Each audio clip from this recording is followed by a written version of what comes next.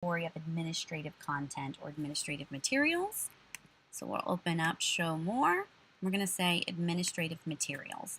What we're looking for here are agency documents. So much like regulations are kind of the administrative aspect of statutes, right, created by agencies to kind of more fully flesh out the statutes, administrative materials are made up of other documents besides regulations created by agencies and also decisions rendered by the agency as well. So the most meaningful filter to apply when you're here is, not surprisingly, the agency filter. So we're going to come down here to agency, and for our purposes, we're looking for HUD documents. We're simply going to narrow down to those HUD materials. And once we're looking at HUD materials, we can even kind of slice this more finely, if you will.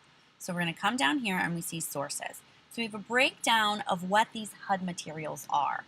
For my purposes, I really like to look at previous decisions from ALJs or administrative law judges, so I'd come here. But for purposes of the quiz, we're looking for a press release. Of course, other guidance, any guidance from the agency is always helpful to know what they would do or how they interpret and view the rules. Once we're here, we can narrow further with some additional search terms. So we could say post-acquisition and religious discrimination and neighbors. But I'm pretty sure this first one is the actual press release that the quiz is looking for. And then, of course, you tweak those search within results terms, such as post-acquisition, religious discrimination, and neighbors, to make it meaningful for your particular factual scenario. All right, the very last tab we're going to look at is briefs, pleadings, and motions. So let's say we have fully vetted our client's case, potential client, and we have decided we're going to take him on. So now he's our client, and we want to draft a complaint for him.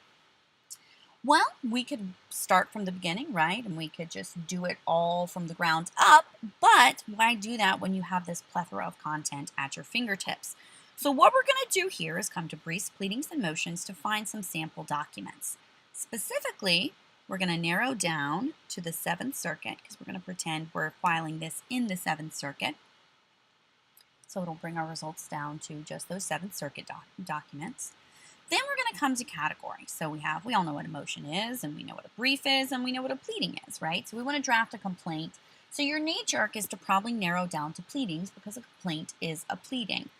However, I want to caution you not to just do that. I would recommend doing this first, but I would also recommend you take a step further and also search within other court documents. And this is the reason why.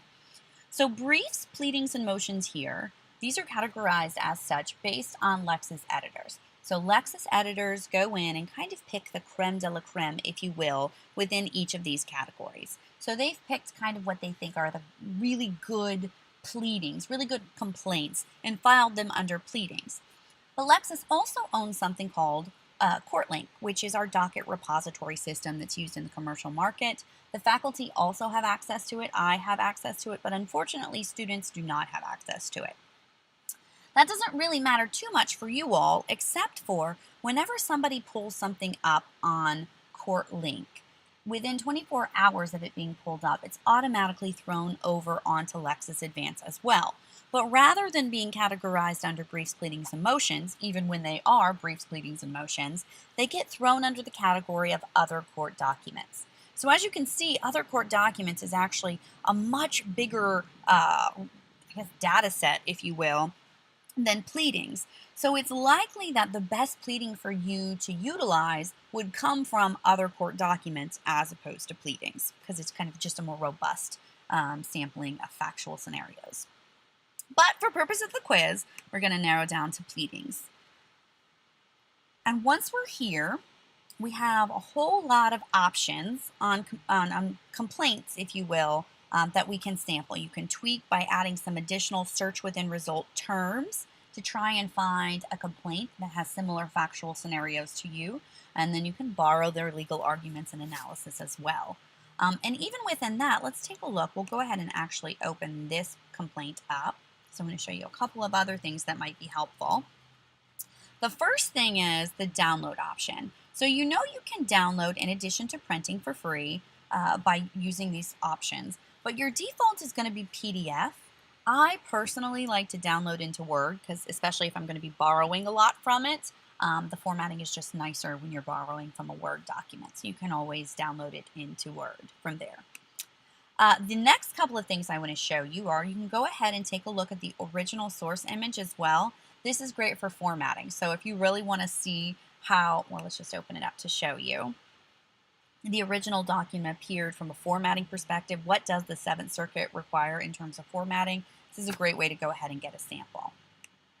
Few other really helpful things, if you look over to related court materials, and these are going to be available on cases as well. So when you're looking at a case, if we have related court materials like the briefs associated with it, motions associated with it, or whatever, those will be linked right here. So if you want to go and look and see what the response to the complaint said, come in here and try and take a look at those additional court documents. And you, my friends, have fully been certified. The last part of this puzzle is, once you let me know that you have viewed these videos, I will send you the quiz. The quiz has, I believe, 10 questions. You have to get 80% correct to pass. You have 4 chances to take it. So if you take the quiz 3 times and you still haven't passed, please let me know before you proceed to the 4th time so we can figure out what's going on, because you will get locked out after the 4th try.